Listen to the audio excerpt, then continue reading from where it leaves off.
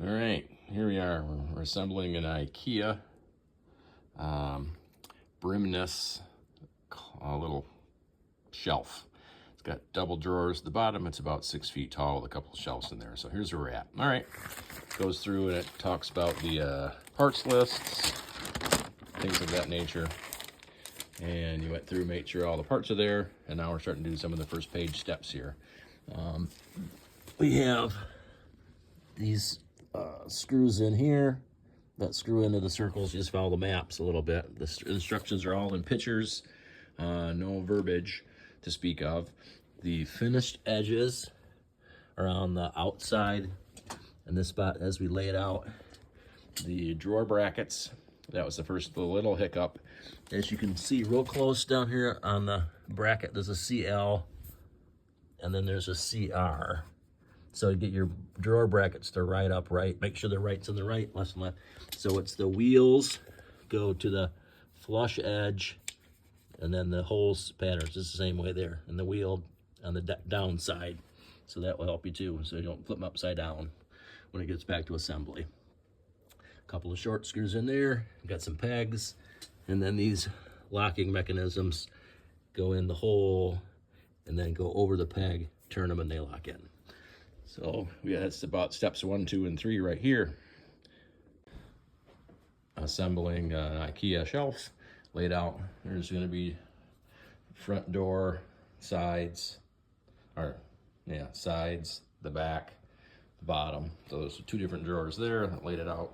2 shelf structure components, 3 straight up shelves, some of the bags of the parts, some pegs, a couple tools. It says all he needs is a screwdriver, couple people, and the hammer. Hammer to probably just mostly tack down the back conjunction. All right, next little point of order. Now we're in the bottom with the runners. You got the unfinished one close to the back unfinished edge. As you can see, there's 2 holes there. You can push in a peg, and then this is the one that was in the before, and then you take the little locking doodad, line that up, put it in the hole like such. These will go in. You can just simply push the little wooden peg in, put it in the hole, push it down in there. So, and then you come back to the first one. This one goes horizontal to the bottom. So you got your 2 holes, line it up, push those down in there, and then you'll turn that knob to lock the part in. Same program over there. All right, that one's in there. And you have to be important on when you put this little device in the hole, that the vertical, see the little arrow, that's pointing down so that it can go over the top of that. So make sure when you push it in there, it's up that way, and you do a complete turn pretty much to lock it in. Now the instructions, here's how I set up the top side. So it's vertical with the divot pointing up on the top so it can get on there. Pushed it in with my hand. Now you could do a dab of glue in there if you were sure about yourself. That would help a little bit, but they do lock pretty tight. All right, we flipped it up, line it up the pegs, knocked it together a little bit, line up these pegs because these are going to be floating a little bit, knocked it together, turned all those screws all the way around one time, so now they're locked in there. And then the next step was to put a couple little sliding caps here at the bottom. All right, top side's pretty easy. The 4 pegs go in, they're on the outsides, and then you got 4 screws. They give you a little Allen wrench that you can use to tighten those up, but I got a fitting for my driver. And then just put the top section on. All right, next step, I got you flipping the whole thing over. We're gonna put the little liner in the back to help frame that up a little bit. They recommend drawing a little line here where this shelf is at, so when you go to tack it across here, you'll know where it is. So you can do that little deal there with a pencil if you want to, but that's about it. So I'm putting this in, the frame in the back side. It's got little groove cuts. I was laughing at this little thing, but it's actually pretty slick. It just sits on the edge, holds it to the space that you need, and then you just tap it in. Save your fingers, and it gets the spacing perfect. All right, we got it up. Next thing, you're putting pegs in for the shelves. The rounded part goes up. They give you 3 to check from. I mean, the schematic shows, you know, choose the middle one, but you could, if you wanted a short shelf and then one a little longer, you can choose where you want to put them. That little plastic thing we talked about putting the nails in, if you go freehand and you're just off a little bit, you're going to damage that. So that's a real delicate deal there. You might want to use that guide.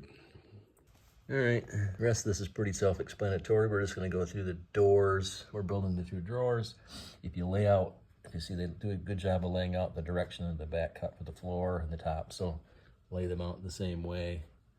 The pegs go in the spot, the bigger holes back close to the guides, and then the locking collars will go in those and put the sides together. If you're figuring out left and right for the sides, the key point here is, if you look on the side, there at the bottom is the 2 attachments to the floor. So when you go to put the sides on, just make sure that these 2 holes are on the outside and facing down. Take that back this way.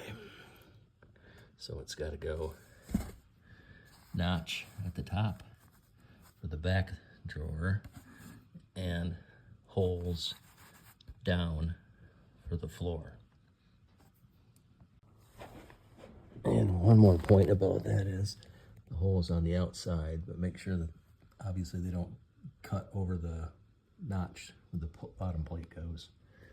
So there's you got 4 of them, so you got 2 lefts and 2 rights. All right, we're just wrapping a few things up here. We drove the plastic nubbins in here, like they said, to line those up. Put the little rubber bumpers on the door frame there a little bit, just so when they close, it doesn't bang as much. We're gonna put the runners on. These things tighten up just to seat the floor a little better. I think that hole is just a line-up hole, because that's all I get from that. And then also double check your runners that they come in.